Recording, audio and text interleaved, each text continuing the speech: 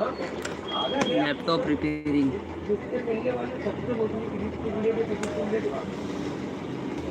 दिन वो लोग बात करते हो रहा है, इस आदमी को लेकर तो बताए, अरे हमारे जब तक नहीं काम करता था मोटा मोटा काम है ना, वो बोलने के यहाँ पे 20-25 लाख रुपए लेके भाग गया।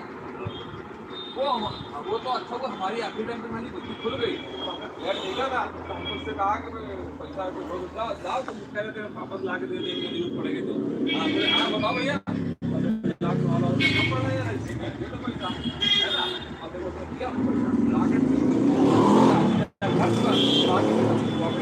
राहुल का भी कुछ केस लगा। हाँ हाँ राहुल का भी कुछ है इसमें,